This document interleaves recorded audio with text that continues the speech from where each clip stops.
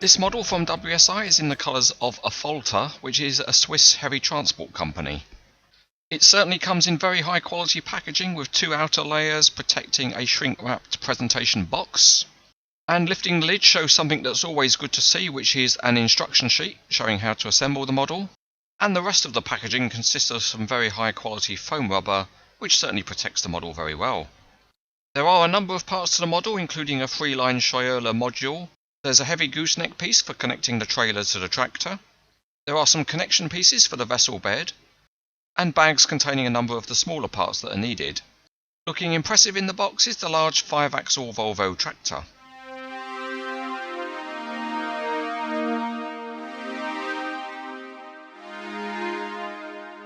We'll start the assembly by building up the trailer elements, and the first thing to do is to fit some lights onto the back of the module unit, and these just clip into place. And then you secure them with these little white beams that just slot in and then press in. And you just need to make sure you're not too much of a ham-fisted dork forcing the pieces clumsily into a broken situation. But get it right like an expert and they clip into place. Next up is to assemble the beams and connections, and these are all metal parts which are secured by nice little silver pins. On this particular version of the model, everything fitted together really nicely with all the pins just sliding in place really easily. And it's always nice when models go together well. Moving on towards the front, there's a couple of pieces to assemble at the gooseneck, which is the gooseneck itself and its connector. And this is secured by a little sliding pin, which you can just see.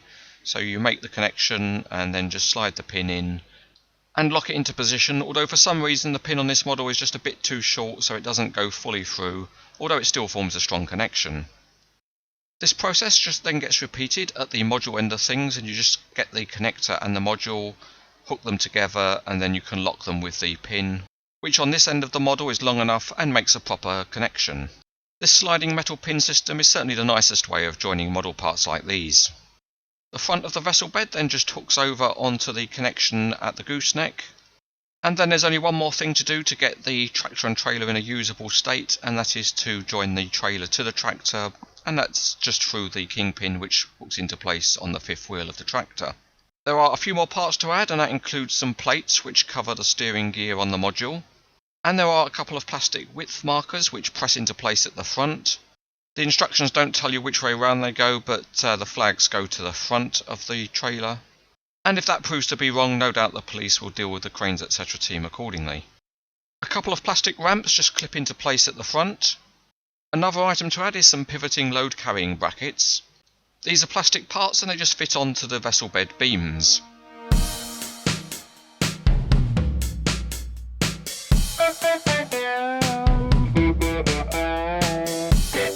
Starting with the Volvo FH 10x4 tractor, so it has 10 sets of wheels on 5 axles with 4 of them being driven.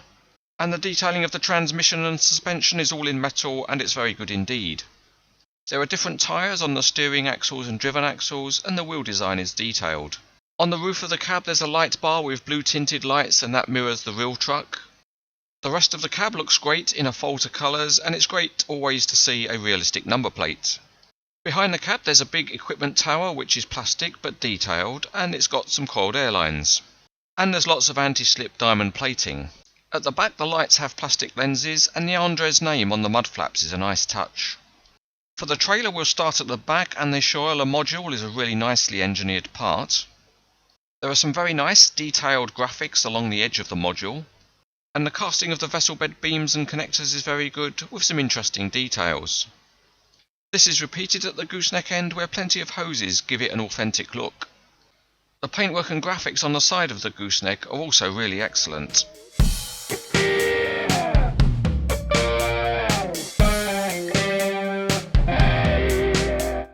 Out on the test track, and the big Volvo FH tractor is certainly impressive, and a good job's been done to get the wheels at the right level so they all turn when it's pushed.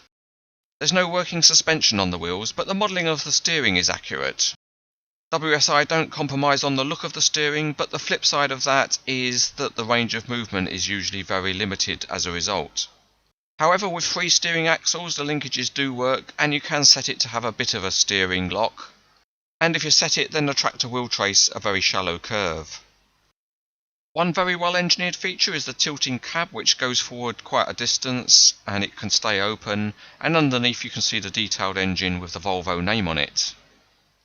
The module unit is a typical Scheuerle unit from WSI, so the suspension works well and you can really rock and roll. Also really good on these units is the steering, which is proportional on this one, so the wheels at the back turn more than those at the front, which aids its cornering. And once it's set, it then traces a realistic curve.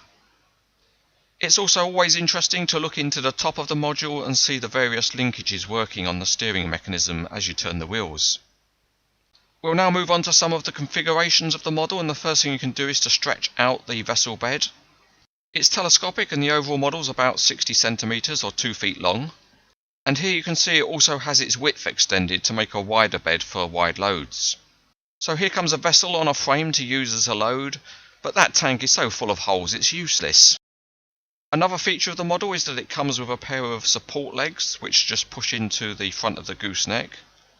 And they could be transported like that, but another option they give is that they can act as support legs for the gooseneck when it's disconnected from the trailer, so you just turn them round and push them in.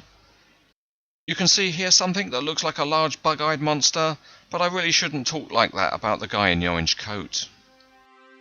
This is a really very nice implementation of a heavy haulage tractor and trailer by WSI. The level of detail is excellent and the features work very well too. It looks really nice in the colours of Affolter, and overall it's an outstanding model.